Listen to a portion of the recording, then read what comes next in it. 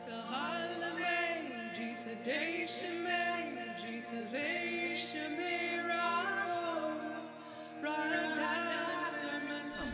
principle number 5, finding your dharma, your purpose in life.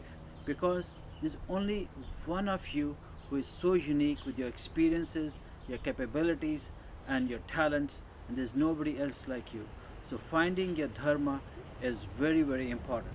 So Dharma is, um, going back a bit, Dharma is important, but life, what's life for? I mean, we come to live and to work. Like we have a sole purpose, and finding what the nature, what our karmas, what our soul software has programmed into us is very essential. Like one of the practices I recommend is asking soul questions before your meditation. The soul questions I recommend are asking, who am I? That will help you connect to your who really you are. The second question I ask is, what do I want? By asking the nature, the spirit to answer that question for you. Like it could be material wealth, it could be emotional relationships, it could be anything. And the most important soul question before beginning any meditation, I would ask you to remember and ask the universe, the benevolent universe, what is my dharma? What is my purpose? How do I serve? What is my purpose? But isn't the purpose of life, I mean, sometimes we have ideas about what we like, what we're passionate about. Is that what Dharma is? Exactly what you're passionate about. Not everybody is not passionate about everything. And circumstances are like that. We may be passionate about something, but we are not doing that because it's paying the bills. But slowly and slowly, as there is a saying, if you love your work, you're not working a single day, because you're practicing your dharma. And dharma can vary. Dharma for somebody could be to be a doctor. And then when you are in harmony with your dharma, it is your best which shows up. 100% of you is there, and that's what makes you grow and help others grow.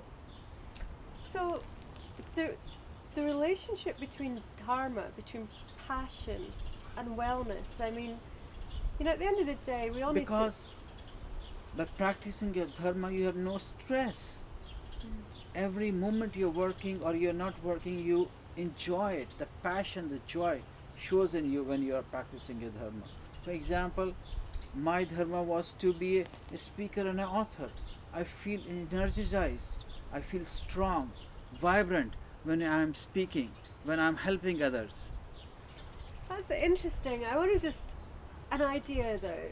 Many of us, we need to live our lives. So, I may want to raise chickens and have a farm, right? But if you want to do it, that's your dharma. But what if I have to pay the bills and look after my family?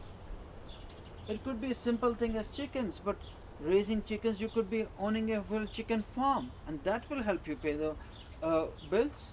Okay, so it's about transitioning into a purposeful life. Exactly. And you don't have to go all the way. You can, for example, I mentioned in the book, there was one guy who was working in the grocery store, and he loved to cook, but he wanted to own a restaurant. But that was a big financial commitment. But he gradually started making sandwiches and delivering to people, and his business grew so much that he was able to hire 2 more people and actually quit his grocery job, and he found his purpose, his dharma, because he loved to cook.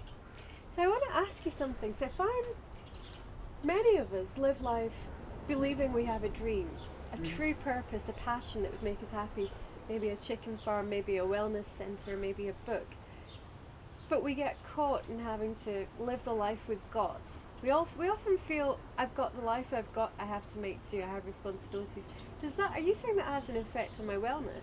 Oh yeah, because as long as you're not congruent with your dharma, there's always some friction, there's always stress. Like in America, they say 17% of the people only love their job. They just go there, they do the motion, and they're not that creative. They're not that, they don't find that joy and that fulfillment, which is very important for wellness which gets reflected in the spiritual wellness to start with, then it goes to mental, it goes to social. Like if I don't like my job, I'll come home, I'll be grouchy, and that ultimately affects the physical wellness.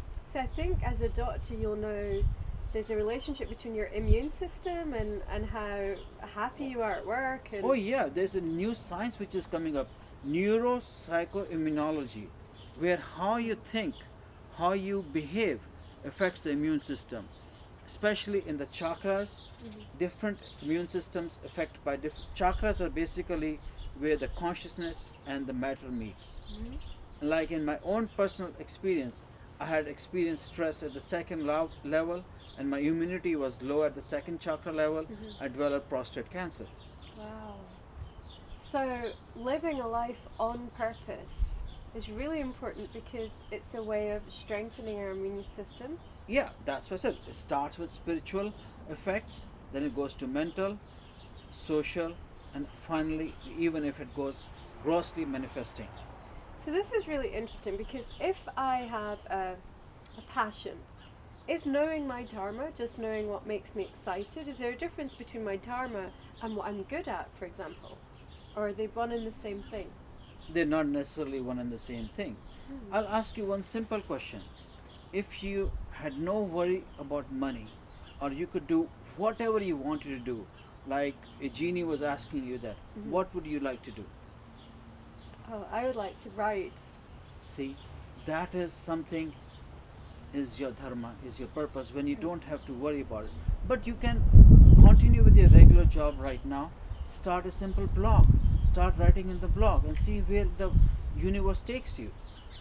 This is interesting because I feel like often in life we have talents and skills and we can apply them in a certain area and we achieve a sort of success, but it's not really everything to us. Does that mean that means? The one which comes from your heart, from your passion, that is what's your dharma. For example, writing, I'll really encourage you to write a small poem or a Mhm. small blog or a small booklet, publish it and see what happens. In the meantime, you can continue with your regular job. And would this be the phenomena? I think it says in the Gita somewhere that you can never live another man's dharma.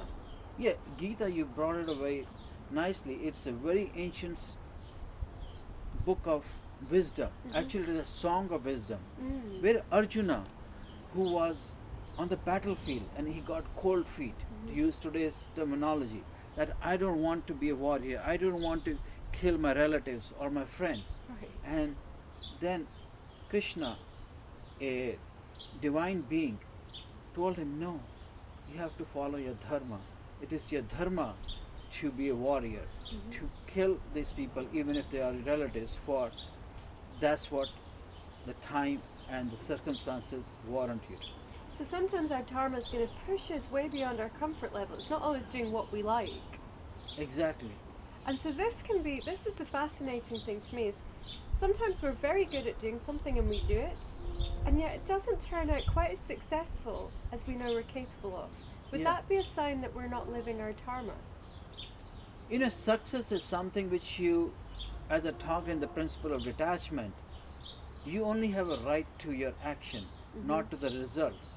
So basically, talking about the two things, dharma and detachment together, Mhm. makes total sense. Mhm. So your job is to do your duty and leave the results to the universe. Mhm. And then the final question I have is how can we come to know our dharma? I mean, you know, I can like something, but that's not necessarily it. How would I understand what my See, dharma is? I'll give you one of the exercises I told you.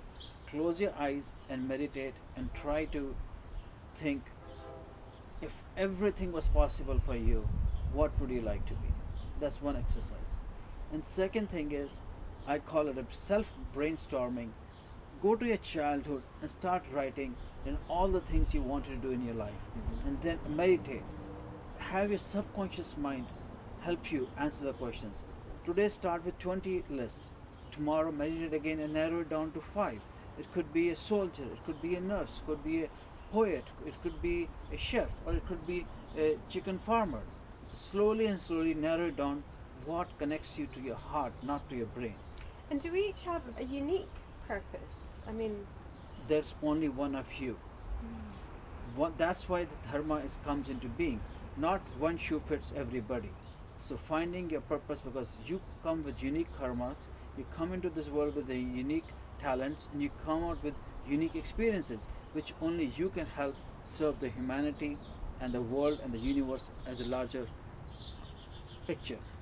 wow, that's Yeah. amazing. And one, you mentioned something there, karma. So, in a nutshell, what is this thing karma that could be playing out? Karma, actually is your actions. What actions bring. It's actually Newton's third law. For every action, there is a reaction. So if you do good karma, you are helpful to other people, you get the same thing back. Don't expect it, but the universe responds with the same. Hmm. And in finding one's dharma, because, so in an overall view of this course and our teaching here, we're not our body, we're not limited to this time space, and finding our dharma in this time space will be a result of karmas from many different incarnations. Yeah. So our role is to find our life purpose Hmm. through realizing our divine self. Exactly. And So that ties everything together. So that's why finding a purpose is very important. And so, my friends, I'll encourage you to do these two exercises. One, close your eyes and meditate. If everything was possible, what would you like to be? Could be anything. And second thing is, go over all the things you always wanted to be and dreamed of. And you don't have to take drastic steps, but you can gradually start leaning into those things which you want and let the universe take care of the rest. Thank you very much.